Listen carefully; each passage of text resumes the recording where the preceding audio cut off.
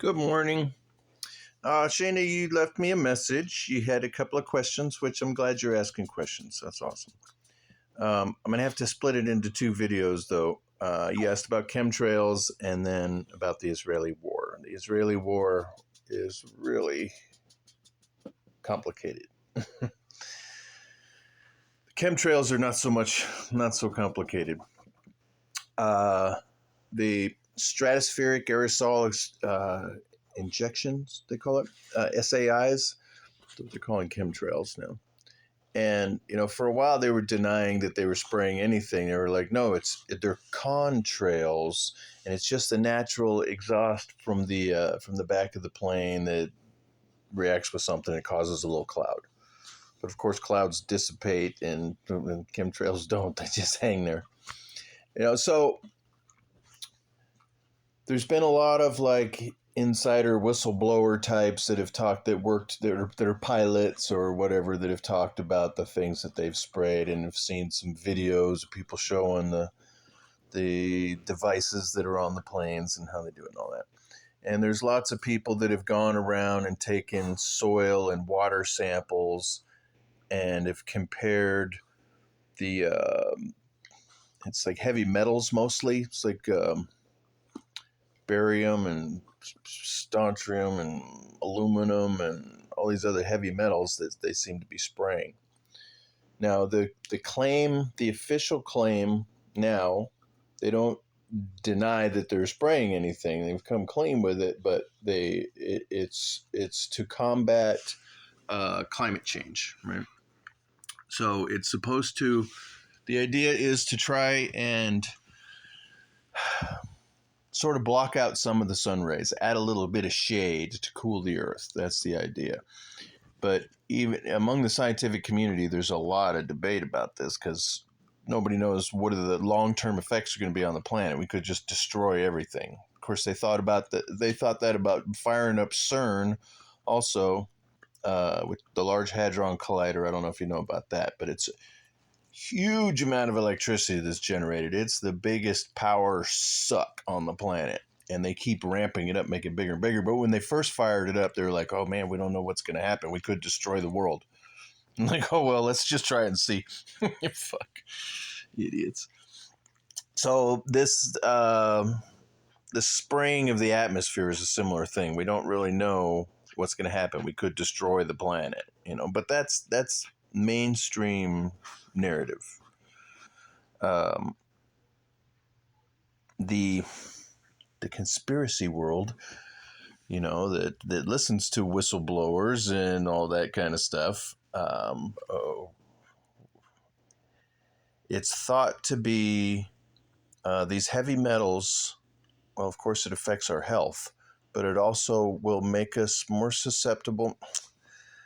I never posted. I started doing a video. I kept getting interrupted at work because you asked about the cell phone thing, about frequencies, and talk about all that. Because one of the things, oh boy, 5G does operate in a very wide range, a very wide spectrum of frequencies. And the upper end of that range that 5G operates in is what's considered the microwave range, the length of the waves when you get in those higher frequencies. And actually in the grand spectrum of electromagnetic and the spectrum of the frequencies of the scales, microwave stuff is kind of at the lower end, and like X-rays and gamma rays are way up at the upper end. Radio waves are a very long wave, a low frequency. I'm getting off topic here. It has the ability, and I'm not saying it's being used, and that's why I told you no, don't worry about that alert that they were doing, because there's a lot of steps to processing stuff, and they're indoctrinating us to get used to certain things and doing beta tests, and I think that's... I didn't want to get into all that. That's not what this video is about. But as we, there's a a toxification of the world. You know, our soil, our water system, everything is, the toxicity is increasing, which affects the health of all the beings on the planet, the animals and plants as well as us, you know, everything. And so fertilizers and a lot of different things that we've done are really poisoning the planet, literally.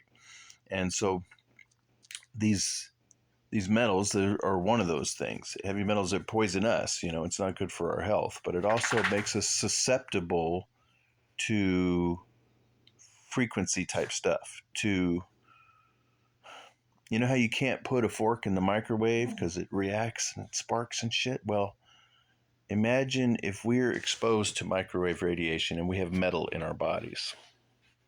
That fork sparking is what can happen if we absorb a lot of aluminum into our bodies and we are exposed to certain radiations. It can make us very sick.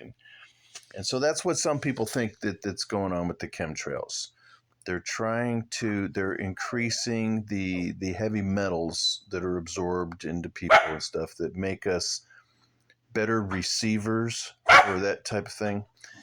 And I don't know what's real in that or whatever. You know, I mean, when you look at the science of it, yes, it is possible that they could crank up those towers and stimulate bad reactions within people. And so that might be what's going on. Now, dimming the skies for cooling the planet, you know what? I'm not educated enough on this topic to really go into depth on it. But I can tell you what I've observed, you know, not just what I've heard, but what I've seen.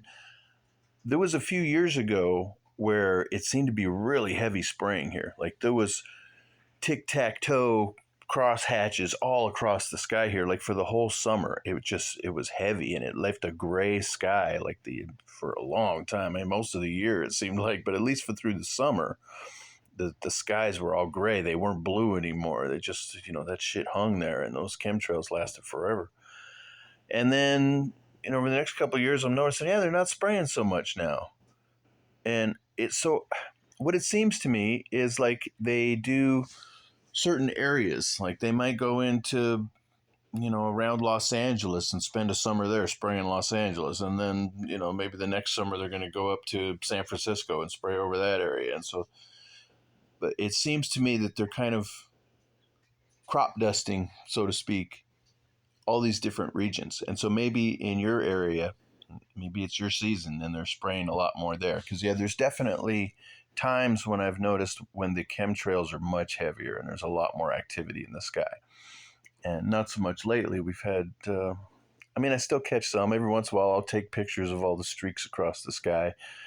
I don't know why I take pictures of it, but I do. But it's been a lot less lately. There was, like I said, a few summers ago. Oh shit! It was probably 6 or 7 years ago now. I mean, I wasn't living in this house yet, but the skies were covered with it that summer, and just moderate since then. So you're probably in that heavy spraying thing, and you know the official word I think is more along the lines of they're testing it out. They're trying out different types of sprayers and different chemicals and measuring the reactions and the amount of light that it blocks and its shelf life, so to speak, you know, how long it takes for it to dissipate and break down and all that. And that may all be legit. Maybe that's what they're doing, but that's not what I think. I think that there is, just my opinion, you know, I think there is nefarious objectives and it is part of the control element. That's what I think. But, you know, stuff that you can't verify, you just have to consider it and keep it in mind. But, you know, I try not to freak out about stuff, and I certainly don't want you to. And now I'm gonna go ahead and drop this and go on to the Israel thing, just because. What time am I? Oh, I'm almost at 10 minutes anyway. So good deal, 10 minutes.